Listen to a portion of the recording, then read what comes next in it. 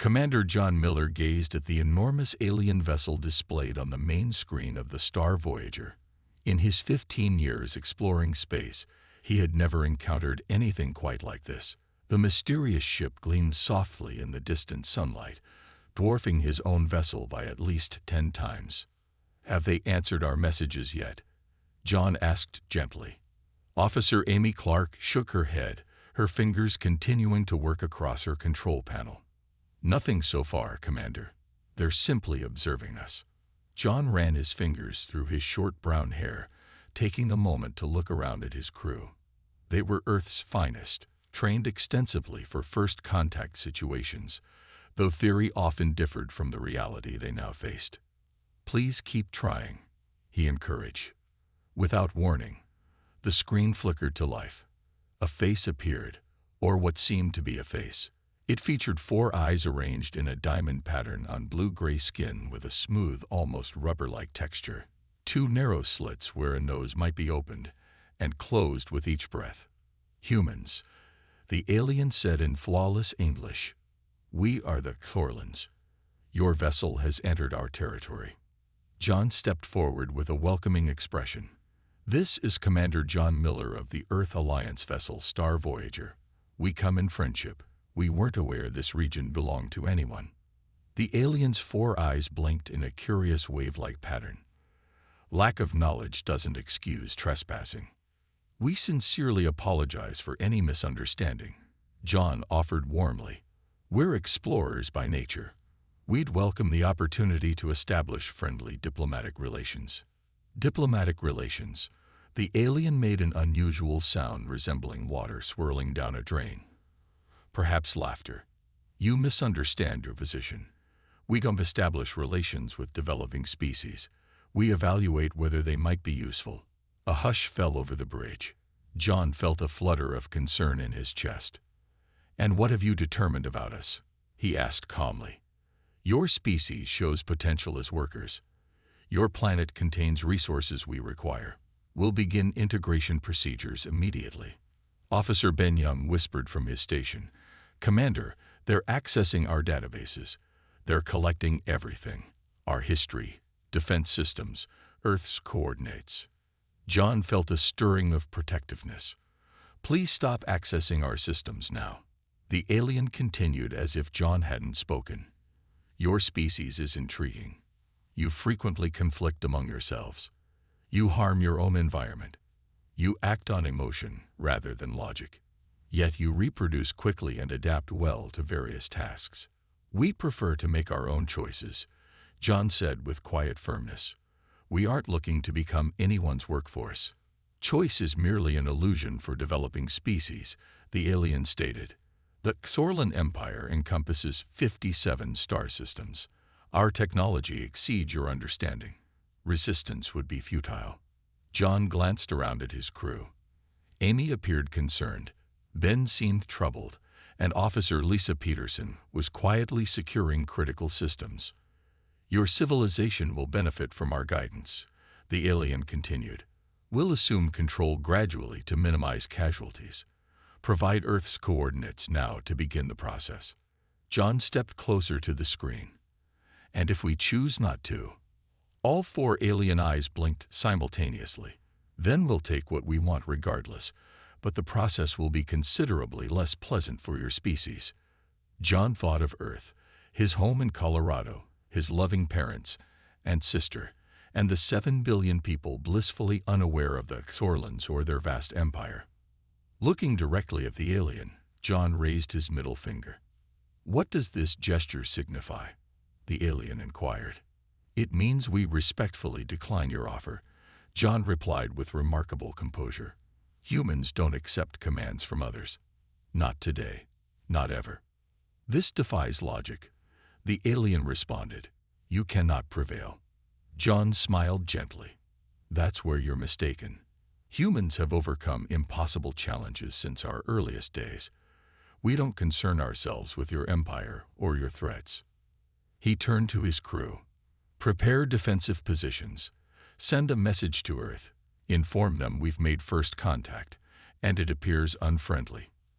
As alert signals sounded throughout the ship, John looked back at the screen. The alien seemed to be watching him with what might have been confusion. "You truly don't understand humans at all," John said softly before ending the transmission. News of Commander John Miller's principled stance spread swiftly through the galaxy. 3 weeks after the encounter, the Galactic Council convened a special meeting. The council chamber was impressive, with graceful curved walls rising to a dome that revealed the stars. Representatives from 30 diverse species occupied tiered seating around a central platform. Council leader Reztik stood at the center. He was tall and slender with shimmering gray skin. His 6-fingered hands moved elegantly as he addressed the gathering. "We gather today to discuss the human situation," Reztik announced. "The Xorlan Empire has submitted a formal concern after a human vessel captain declined to acknowledge their authority." Gentle murmurs filled the chamber. Most species understood the wisdom of cooperation with the Xorlans. "The humans are a young species," said Delegate Morval, her tentacles moving expressively. "Perhaps they don't yet understand galactic customs." "They understand perfectly well," the Xorlan representative countered. "They simply choose not to respect them. Their records reveal a pattern of challenging authority. They will disrupt our harmonious galaxy." "What perspective does the human representative offer?" Reztik inquired. All attention turned to a small doorway at the chamber's edge. Susan Carter entered with careful steps, observing her surroundings with interest. She wore a simple Blue Earth Alliance uniform. Her black hair was neatly arranged in a ponytail, and she carried a small metal container. Susan approached the central platform and offered a warm smile to the assembled delegates. "Hello, everyone," she said pleasantly. "Earth sent me to share our perspective." Reztik blinked his large eyes slowly. "Please explain why your Commander Miller responded negatively to the Xorlan Empire and declined their reasonable requests." Susan opened her container and took a small sip. Several delegates appeared surprised at this informal behavior. "Well," Susan began thoughtfully, "from our perspective, their requests weren't particularly reasonable. The Xorlans sought Earth's location to establish oversight of our planet and utilize our people as a workforce. Where I'm from, we would consider such actions unwelcome intervention. It is the natural order," the Xorlan representative stated. "Advanced civilizations provide guidance to developing ones." Susan smiled softly. The sound echoed gently in the quiet chamber. "That's where our perspectives differ. Humans value self-determination highly. We prefer finding our own path, even among ourselves much of the time. Your species exhibits unpredictability," observed a 6-eyed delegate. "Your history shows recurring disagreements." "That's fair," Susan acknowledged. "We're certainly imperfect, but we cherish the freedom to learn through our own experiences." Reztik raised his hand for quiet. "The concern isn't human internal matters. The concern is galactic harmony. Humans cannot be permitted to disregard established authorities. It creates an unfortunate precedent." Susan took another small sip from her container. "With all respect, we didn't venture into space seeking difficulties. The Xorlans presented us with threats. How did they anticipate we would respond?" "With understanding," the Xorlan said simply. "It's reasonable to acknowledge superior capabilities." Susan shook her head gently. "That's not how humans typically respond. The more pressure applied, the more resistance encountered. It's simply our nature." "A concerning nature," Reztik noted. "The Council must consider appropriate measures." Susan's smile faded. She put away her container and stood a bit taller. "I should be very clear about something," she said, her tone becoming more serious. "Actions against Earth won't encourage compliance. They'll unite us. Throughout our history, when humans have faced external challenges, we've set aside our differences and worked together. You cannot hope to stand against the combined resources of the Galactic Council," Reztik observed. "We don't wish to oppose anyone," Susan replied. "But we won't surrender our autonomy. Not to you, not to the Xorlans, not to anyone." "This is most troubling," Morval remarked.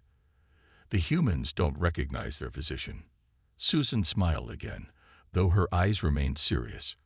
Our position is wherever we choose to be. That's something everyone should understand about humans. We don't particularly concern ourselves with your structures or hierarchies. We create our own journey. As the chamber erupted in concerned voices, Susan stood calmly at the center, completely at ease. The council had never encountered a species quite like humans before. They weren't sure how to respond to people who politely but firmly refused to be directed, and that made humans rather remarkable indeed. The Galactic Council discussion continued for hours. Susan Carter waited patiently as the delegates exchanged perspectives. Some suggested protective measures for Earth immediately. Others proposed establishing boundaries around the solar system to manage the human situation. Finally, Reztik raised his six-fingered hand for quiet. "We have reached a consensus," he announced. "The humans will be presented with alternatives." Susan folded her arms politely. "We're listening carefully. First option. Earth will welcome guidance from an advanced civilization. The Breltacs have graciously offered to serve in this capacity. They will assist human development along harmonious paths." "And the second option?" Susan inquired. "Earth will maintain distance. No interaction with other worlds. No exchange of goods. No sharing of knowledge. You will continue independently in the galaxy." Susan smiled gently. "Those are our only choices. Accept oversight or maintain independence." "These are considerate terms," the Torlan representative noted. "Most species who disagree with council recommendations find themselves in more challenging circumstances." Susan walked thoughtfully around the central platform, making eye contact with each delegate. "Let me share something about humans," she said. "We've spent most of our history independently. We believed we were alone in the universe. During that time, we endured climate changes, illnesses, and conflicts. We discovered atomic energy. We visited our moon. We mapped our genetic structure." She paused and faced Reztik directly. "Independence doesn't concern us. We've been there before. We flourished there. This differs significantly," Morval observed. "You now recognize what isn't available to you. Your people will seek access to galactic innovations and commerce." Susan shook her head softly. "You still don't quite understand us. Telling humans something is beyond reach only increases our determination to attain it. If you maintain our distance, we'll work with greater focus to develop our own capabilities. And when we eventually overcome your boundaries, which we will certainly do, we'll emerge stronger and more self-reliant than if you had welcomed us as partners." The council chamber grew quiet. The delegates exchanged uncertain glances. "As for accepting oversight," Susan continued, "that simply won't occur. Humans have dedicated themselves to freedom throughout our history. We reconsider our own leadership when it becomes too restrictive. We would never accept external guidance." "What do you suggest instead?" Reztik asked. "Mutual respect," Susan said simply. "Honor our boundaries. Engage with us fairly. Share knowledge as partners, not as supervisors and subordinates. That's all we seek." The Torlan representative rose. "This is unacceptable. The humans must be guided before they share their concerning perspectives. Their records show they can be unpredictable and impulsive." "Only when feeling threatened," Susan replied. "This conversation serves little purpose," the Torlan said. "If the Council won't take action, the Torlan Empire will. We have already directed a fleet toward the human solar system. They will arrive in 14 of your Earth days." Surprised reactions filled the chamber. Even Reztik appeared taken aback. "You dispatched vessels without council approval?" he asked. "The human situation requires prompt attention," the Torlan explained. Susan's expression grew serious. She reached for her communication device. "Earth needs this information," she said. "We need to prepare accordingly." "Prepare?" The Torlan made a dismissive sound. "Our fleet includes 5 command vessels and 20 support ships. Your planet has no defense against such capability." Susan regarded the alien with genuine sympathy. "You truly don't understand us at all, do you?" she said quietly. "Humans don't engage because victory seems certain. We engage because someone suggested we couldn't. You're not the first to underestimate us, and you certainly won't be the last." She turned to address the entire council. "I arrived hoping for peaceful discussion. Instead, I'm returning with a warning of conflict. Remember this moment. Remember that we attempted diplomatic resolution first." As Susan walked toward the exit, Morval called after her. "What will you do against forces you cannot hope to overcome?" Susan paused at the doorway and glanced back. "Whatever becomes necessary," she said. "That's what humans always do." The door closed behind her, leaving the council in silence, wondering what they had just set in motion. The news of the approaching Xorlan fleet spread quickly on Earth. For the first time in history, all nations united in response to a shared concern. The Earth Defense Council formed within 3 days of Susan Carter's return. In a spacious underground facility in Nevada, engineer Paul Jackson focused intently on his workstation. Tools and components were arranged around him. Cables descended from the ceiling. Computer displays showed diagrams of alien technology obtained from the Xorlan databases. "How is your progress?" asked General Steve Martinez, entering the room. Paul remained absorbed in his work. His fingers moved deftly, connecting wires to a small metallic device. "Almost completed the initial version." "What exactly is it?" The general examined what appeared to be a modified communication device. "Please be careful with that," Paul said. "It's a shield modulator. Based on what we've learned from the Xorlan information, their vessels employ a frequency-based protection system. This device creates interaction patterns. Will it be effective?" Paul finally looked up. Dark circles beneath his eyes revealed he hadn't rested in days. "In theory, their shields were designed to withstand energy emissions and physical contact.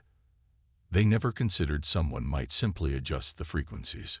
Because it seems too basic for them to consider," the general said with a gentle smile. "Precisely.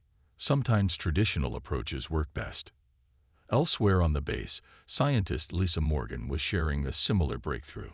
She stood before a wall of displays, indicating data charts for a team of military officers. "The Xorlan ships communicate using quantum channels," she explained. "We can't interrupt that. But they use conventional radio waves for their targeting systems. They consider it reliable enough for close-range engagement. And that presents an opportunity," asked Colonel Debbie Wright. Lisa nodded. "Radio waves can be disrupted or overwhelmed with alternative signals. We've been using electronic countermeasures for decades. We simply need to adapt our existing systems to their frequency ranges. So we can reduce their weapons' effectiveness," the colonel said. "Not entirely, but we can decrease their accuracy by approximately 60%. In another area, military strategist Frank Howard was briefing a group of special operations personnel. A holographic display showed a Xorlan support vessel. "They anticipate a conventional response," Frank said. "Significant armaments, direct engagement. That's exactly what we won't provide." "What's our approach?" asked Captain Alice Bennett. Frank indicated different sections of the alien ship. "Their vessels have external monitoring arrays, communication nodes, and thermal management systems, all susceptible to focused, limited interventions." He looked at the assembled team. "You'll be using small vehicles designed to avoid detection. Approach closely, place targeted charges on these key points, then withdraw. We don't need to disable their ships completely. We just need to limit their awareness and communication." "They won't expect this approach," Captain Bennett observed. "That's our intention. They believe conflict involves overwhelming capability. They don't understand adaptive tactics." Back in Nevada, Paul Jackson was presenting his completed device to General Martinez. "How many can you produce before the fleet arrives?" the general asked. Paul considered briefly. "With assistance, perhaps 1,000. Not enough to affect the entire fleet." "It doesn't need to affect them all," the general said. "It just needs to create sufficient uncertainty for our other initiatives to succeed." Paul nodded. "I'll begin immediately." Around the world, similar preparations were underway. Everyday items were being adapted for defensive purposes. Civilian technology was being repurposed for protection. People from all backgrounds were contributing their abilities. In Washington, Susan Carter met with world leaders. She showed them images of the Xorlan fleet captured from council records. "They're formidable," she said, "more advanced than anything we possess. But they're also overconfident. They believe this will be straightforward." "Will our preparations be sufficient?" asked the president. Susan smiled warmly. "The Xorlans expect us to engage like they would, to follow expected protocols, to be predictable. And we won't be." "No," Susan agreed. "We'll respond like humans. We'll be innovative, unpredictable, and absolutely determined when necessary." "They have no idea what awaits them, do they?" the president said. Susan's smile broadened. "Not remotely." The Xorlan fleet appeared at the boundary of the solar system exactly as anticipated. 5 impressive command vessels and 20 support ships moved methodically toward Earth. Their exteriors gleamed in the distant sunlight. Each vessel represented the pinnacle of alien engineering, created by a civilization thousands of years more advanced than humanity. Admiral Joe Ford observed their approach on the main display of Earth's orbital defense station. "Right on schedule," he noted. "Begin operation, gentle disruption." Throughout Earth's orbit, hidden satellites activated. They didn't deploy weapons or defensive fields. They simply began transmitting on specific radio frequencies. To human observers, nothing appeared to change. But aboard the Xorlan ships, confusion was developing. Fleet Commander Zartol of the Xorlan Empire stood on his command deck, looking at unreliable sensor readings. "What is occurring?" he inquired. "Uncertain, Commander," a Xorlan officer replied. "Our targeting systems are experiencing interference. Communications between vessels are reduced by 60%. Zertol remained unconcerned. "Minor difficulties. The humans have basic disruption technology, adjust frequencies, and maintain approach." But as his fleet neared Mars, additional complications arose. Small objects, barely detectable, moved toward his ships. The humans called them orbital modulators, though they weren't explosive devices. Each contained one of Paul Jackson's shield modulators.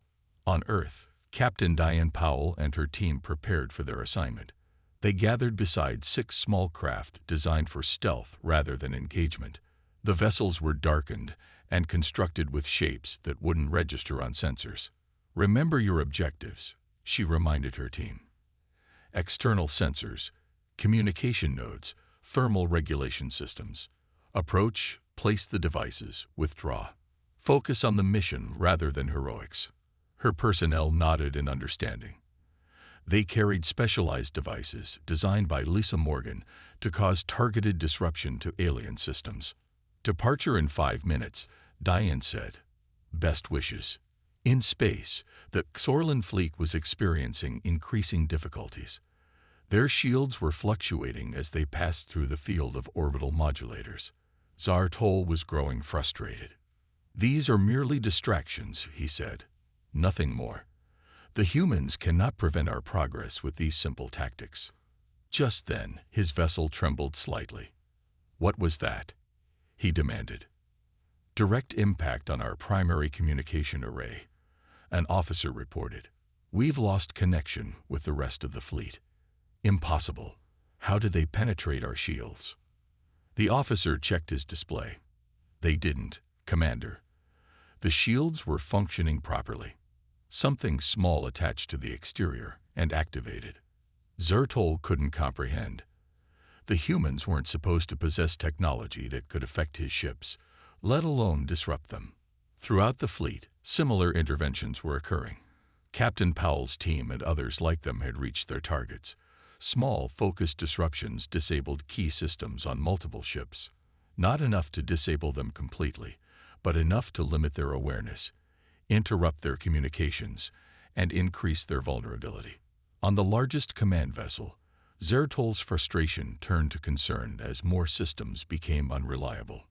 "Deploy interceptors," he ordered. "Locate these human vessels and neutralize them." Hundreds of small Xorlan interceptors emerged from the larger vessels. They were swift and effective, easily capable of overwhelming any human craft. But they couldn't locate targets. The human ships were too small, too dark, too silent, and the disruption was confusing the interceptor sensors. Back on Earth's defense station, Admiral Ford watched with satisfaction. "Initial phase complete," he reported. "Their fleet is disorganized and partially limited. Begin secondary phase." Earth's few military vessels now moved into position. They were smaller and less capable than the Xorlan ships, but they had one advantage. They knew exactly where to focus their efforts. As the human ships approached, Zertol finally recognized the situation. "They are not engaging like a proper military force," he said. "They are engaging like adaptive organisms," his officer completed. "Small, numerous, and impossible to address comprehensively." On one of the Xorlan support vessels, Captain Powell's team had completed their assignment and were preparing to depart when Powell noticed something interesting. "This docking area is unattended," she said to her team. "Everyone's occupied with the disruptions." She looked at the Xorlan interceptors sitting idle. A creative idea formed in her mind. "Change of plans," she said. "We're borrowing one of these for research." Her team looked at her with surprise. Powell smiled. "What? They left the access systems active. It would be impolite to decline the opportunity." News of the encounter spread rapidly through the galaxy. The Galactic Council convened an urgent meeting. Most delegates found the reports difficult to believe. "This seems improbable," said a representative from the Frex Collective. "The Xorlan fleet cannot be challenged by a developing species." "Not overwhelmed," Restic clarified, "but certainly affected." The humans employed unconventional approaches. On a display above them, images showed the encounter. Xorlan ships drifted with compromised systems. Human vessels moved swiftly between them, engaging briefly before withdrawing. It was unlike anything the Council had observed previously. Meanwhile, across the galaxy, other species watched with keen interest. On worlds administered by the Xorlans, information was carefully managed. But whispers circulated nonetheless. Murmurs of humans who responded effectively and persevered. Of a small planet that politely declined to yield to the respected Xorlan Empire. Back in the solar system, Admiral Eric Grant prepared for the next phase of Earth's protective measures. Unlike Admiral Ford, who directed the orbital defenses, Grant led Earth's modest but growing space fleet. His primary vessel, the EA's Defiance, was a converted transport ship fitted with defensive capabilities. "Status update," Grant requested as he entered the bridge. Officer Ryan Nelson turned from his monitoring station. "The Xorlan fleet is regrouping near Mars orbit, sir. They've restored some communication functions, but their targeting systems remain compromised. And our vessels. All prepared for engagement. The acquired Xorlan interceptor arrived safely at Lunar Station. Our engineers are studying it carefully." Grant nodded appreciatively. Captain Powell's resourceful acquisition had provided Earth with valuable alien technology.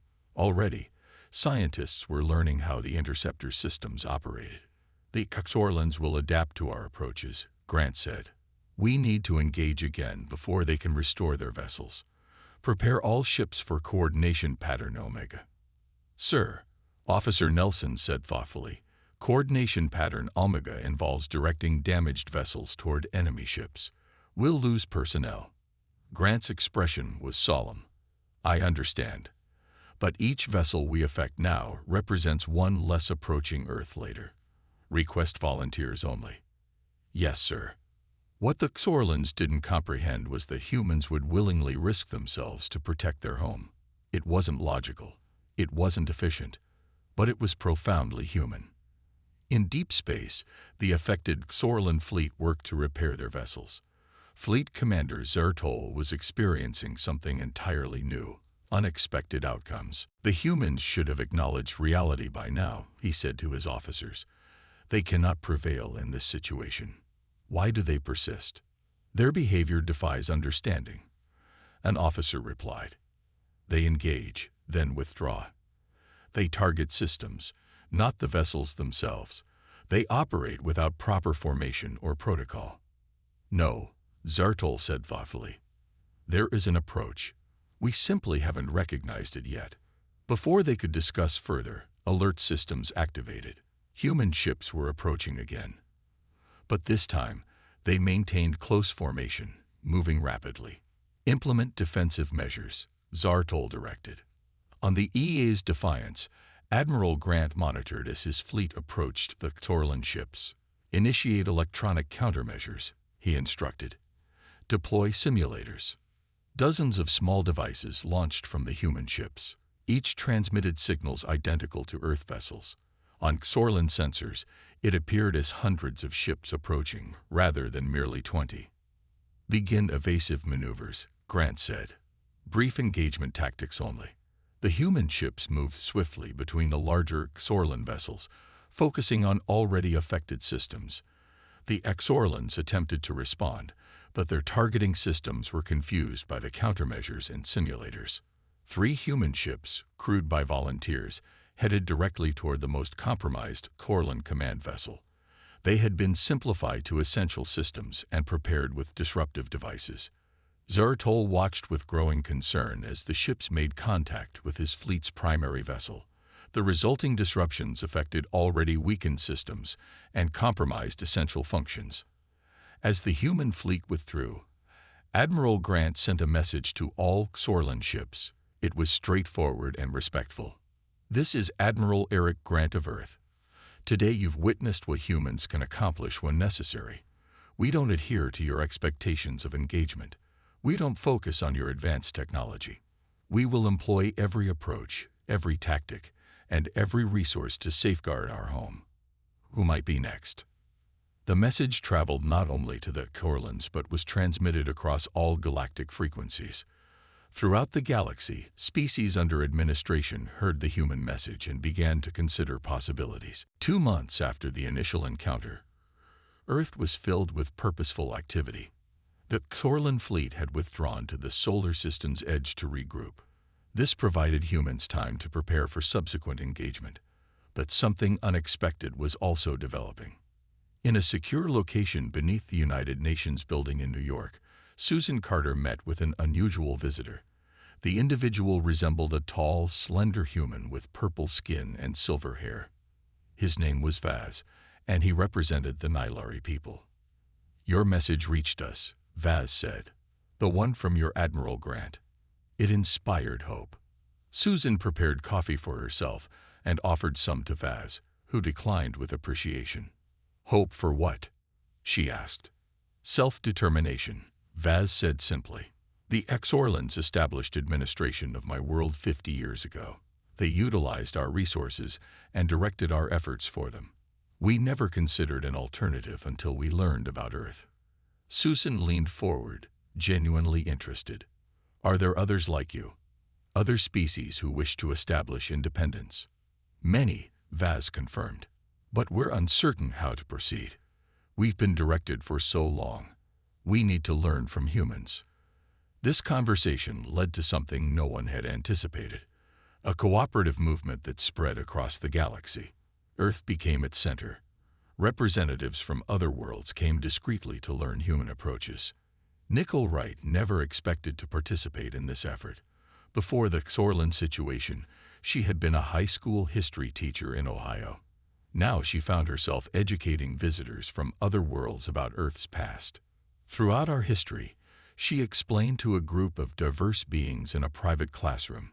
Humans have responded to stronger influences and succeeded. The American Revolution, the French resistance during World War I, the Afghan response to external powers. A blue-skinned individual raised a tentacle. But how? When the other side has superior technology and capabilities. Nicole smiled warmly. We use whatever advantages we have. Familiarity with local environments, unexpected approaches, brief engagement tactics, and most importantly, we maintain our resolve. She displayed images showing human adaptive responses from different historical periods. Those with power expect success because of their advantages, she said. That's their limitation. They don't anticipate that those with fewer resources will continue after setbacks. But humans always persist. And now you can too. Week after week, individuals from different worlds arrived to learn. Some were representatives sent by their community groups. Others were ordinary people who wanted to help their worlds establish independence. All of them departed with new perspectives and renewed determination. In her available time, Nicole began creating a resource guide. She called it the Self-Determination Handbook. It contained simple guidance for adaptive responses, translated into 12 different languages. Copies were shared discreetly with administered worlds throughout the galaxy. Meanwhile, Earth's leading scientists collaborated with their new allies from other worlds. Together, they studied the acquired Xorlan technology and found ways to enhance Earth's protective measures. On a Xorlan-administered mining world called Vazra, workers received copies of the Self-Determination Handbook. That evening, the primary energy facility unexpectedly ceased functioning. Production halted. When Xorlan administrators came to investigate, they encountered human-inspired diversions and delays. By the time they restored operations, essential equipment had been affected. Similar situations occurred on other worlds. Nothing significant enough to attract major attention, but sufficient to disrupt Xorlan operations. The reports reached the Galactic Council, causing concern. This is expanding, Reztik informed the Council. The human perspective is spreading. The Xorlan representative was deeply troubled. They must be addressed. Their fleet remains at the edge of their system. We should send additional support and risk further unexpected outcomes. Another delegate asked, "The humans have already affected your finest vessels." "Not just humans now," Morval said thoughtfully. "Reports indicate other species are adopting human approaches. The Vazra situation shows clear human influence." Back on Earth, Susan Carter met again with Vaz. This time, he brought representatives from 5 other species. "We wish to formalize our cooperation," Vaz said. "Not just a response movement, but a true alliance of independent worlds." Susan smiled warmly. Earth would be honored. For the first time in galactic history, the traditionally influential were concerned about the traditionally less influential, because the latter had learned something important from humans. You don't need to be the strongest to succeed. You just need to be the most determined. 6 months after the first Xorlan approach, the Galactic Council called an urgent meeting. Reports of independent movements came from dozens of worlds. The once respected Xorlan Empire was experiencing challenges maintaining oversight. Reztik stood at the center of the council chamber, his gray skin appearing somewhat paler than usual. "We face a situation unlike any in our history," he announced. "The human response has inspired others. The galaxy is experiencing significant change." The delegates exchanged concerned whispers. Many represented worlds that had benefited from the established order. A few privately supported the growing movement for self-determination. "The humans must be addressed," the Xorlan representative insisted. "We should combine our resources and resolve Earth's influence once and for all." "Your previous fleet was unsuccessful," another delegate observed. "What suggests additional vessels would achieve different results?" Before the discussion could continue, the chamber doors opened. Susan Carter entered, but this time she wasn't alone. Behind her came representatives from 12 different species, all formerly administered by the Xorlan Empire. "Pardon the interruption," Susan said with genuine courtesy, "but we thought you should hear from all concerned parties." Reztik appeared quite surprised. "This is unexpected. The Council recognizes only official representatives."